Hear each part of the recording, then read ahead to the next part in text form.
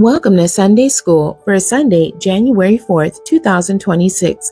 For our junior students, ages 9 to 11, I do not own the rights to this music. Today's Bible basis is coming out of Genesis chapter 29, verses 15 through 30.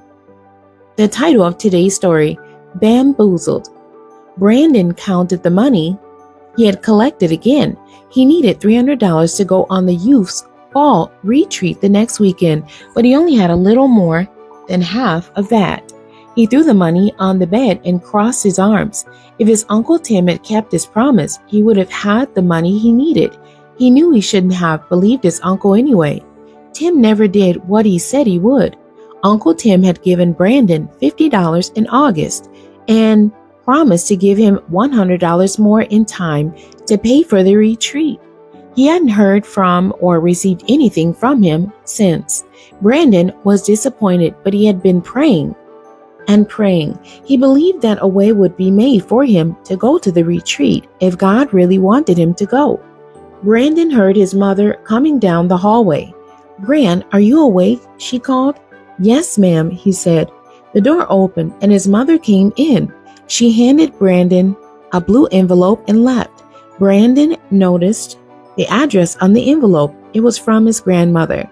Grandma always sent Brandon the funniest cards and letters since she moved away.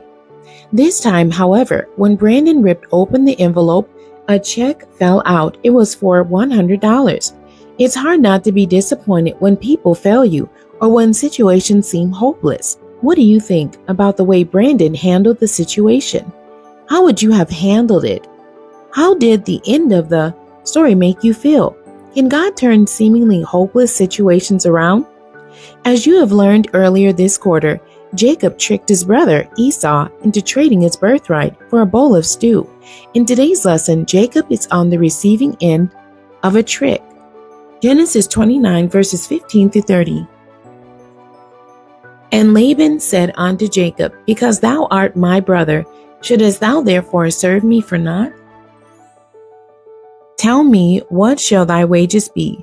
And Laban had two daughters. The name of the elder was Leah, and the name of the younger was Rachel. Leah was tender-eyed, but Rachel was beautiful and well-favored. And Jacob loved Rachel, and said, I will serve thee 7 years for Rachel, thy youngest daughter. And Laban said, It is better that I give her to thee, than that I give her to another man. Abide with me. And Jacob served 7 years for Rachel, and they seemed unto him but a few days, for the love he had to her. And Jacob said unto Laban, Give me my wife, for my days are fulfilled, that I may go in unto her. And Laban gathered all the men of the place, and made a feast.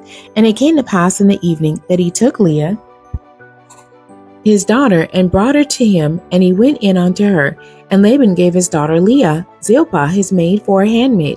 And it came to pass that in the morning, behold, it was Leah. And he said to Laban, What is this thou hast done unto me? Did not I serve with thee for Rachel? Wherefore then hast thou beguiled me?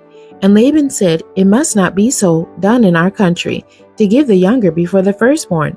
Fulfill her week, and we will give thee this also for the service which thou shalt serve with me yet another 7 years. And Jacob did so, and fulfilled her week, and he gave him Rachel his daughter to wife also. And Laban gave to Rachel his daughter Bilhah his handmaid to be her maid. And he went in also unto Rachel, and he loved also Rachel more than Leah, and served with him yet another 7 years. When things seem unjust and unfair, it is easy to feel hopeless and want to give up, but we must trust that God sees and knows everything, and that he will work everything out for our good. Have you experienced or are you experiencing a disappointing situation? Did you or will you pray for patience? Do you trust God? Do you believe that he is working for your good? 4 questions for today's lesson. First are important, and most of us remember our first day of school, our first teacher, and the first time we rode our bikes without falling. Use Bible study to complete the following statements about Jacob's first. Number 1, Jacob's first wife's name. Number 2, Jacob's first love. Number 3, the mother of Jacob's first children. And number 4, Jacob's first son's name was what? The memory verse. And it came to pass that in the morning, behold, it was Leah. And he said to Laban, What is this thou hast done unto me?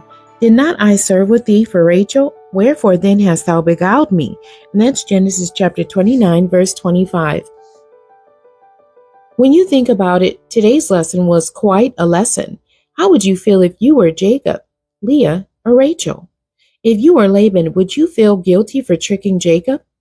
Pick one of the characters mentioned above, or I've mentioned, and pretend you are that character. Write down on a sheet of paper how you think you would have felt if you were that person.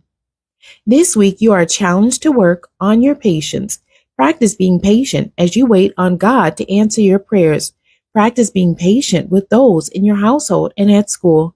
When you find yourself waiting in a long line or being put on hold while on the phone, be patient. Keep track of how patient you were and be prepared to discuss your efforts next week. The end. God bless you and thank you for joining me today.